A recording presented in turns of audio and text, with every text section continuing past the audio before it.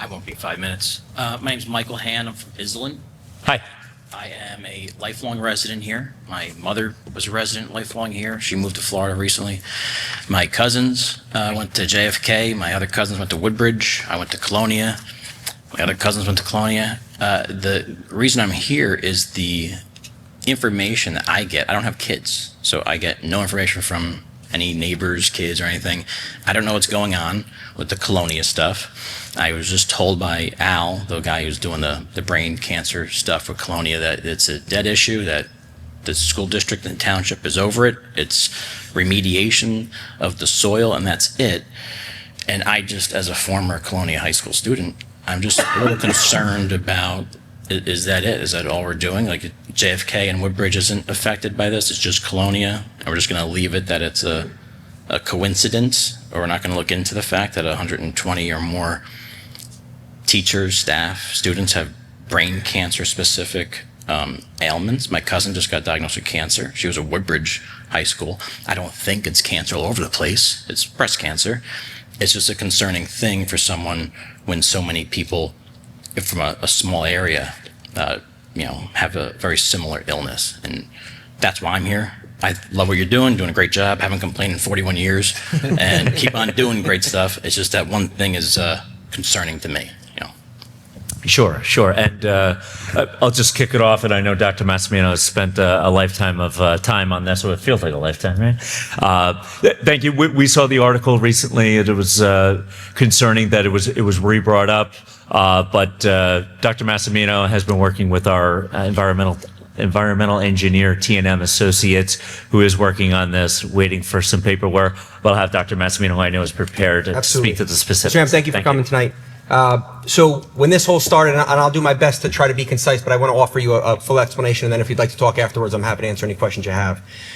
When this was first brought to our attention, it started on Facebook. So I'm not on Facebook. I'm not on most social media things. So it came to the mayor's attention, my attention. The primary issue was that they thought there was something contributing to brain tumors. I will tell you, in the time that since the investigation started, we have worked with, at the time it was Commissioner LaTourette from the Department of Environmental Protection and Commissioner Persicilli from the Department of Health. So they were with us literally from Jump Street, because obviously we wanted to talk to the foremost leaders of these agencies, regulatory agencies, oversight, to talk to about what they saw fit.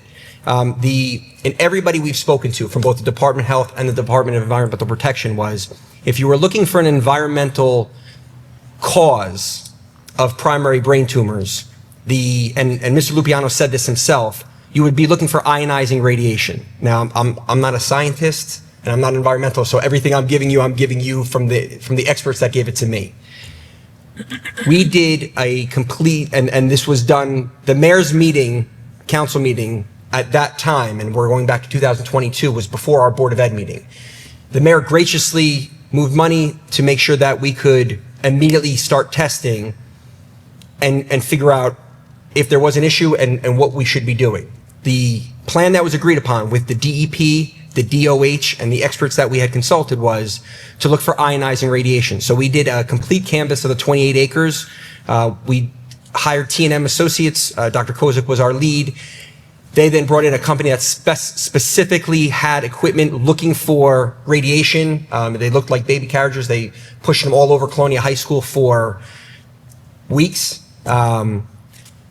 We put radon canisters in the room. Everything that we thought we should do, we made sure that the DEP and the DOH signed off on it to say, yes, if you were looking for this, this is what you would do. The test came back with no sign of ionizing radiation or any kind of radiation at that point. At that point, we then said, okay, is there anything further we need to do? And the answer was no, because if you're looking for an environmental connection to primary brain tumors or central nervous disorders, you would be looking for radiation. That was not discovered. So at that point, the case was considered closed from that point. We did simultaneously work with the Department of Health to look at and say, what would the number of brain tumors be in a naturally occurring sample size? And I spoke then, and I 2 days ago spoke with the gentleman that I had spoken to, who was the former chief of neurosurgery from the Princeton Medical Center. Been operating on the brain for 40 years. I would say he would be considered an expert in any room he went in. And he said, you're looking for radiation. If you don't find ionizing radiation, then there is nothing in research that you would say could be connected to primary brain tumors or central nervous system disorders of that kind. When Commissioner Persicelli's office ran the numbers, and we had outside people from the WTA had an epidemiologist from Rutgers look at it. When they ran the numbers fell within the same numbers that the gentleman who started the Facebook came up with. There's somewhere between 98 and 108. That would be the natural occurring numbers without any kind of, and we don't know, why people get different kinds of cancer. That would be the in a general population, we're going to grab a random sample. Those numbers were consistent with what you'd find in a given population.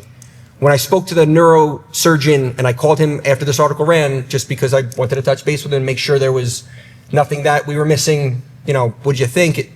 He said, no, you have no greater chance of getting a primary brain tumor at Colonia than you do any other spot in the country based on the data of a randomly selected sample size. So based on the fact that the numbers did not exceed that of a random sample size and that we found no traces of radiation or nothing that would contribute to a primary brain tumor, at that point the case was considered closed.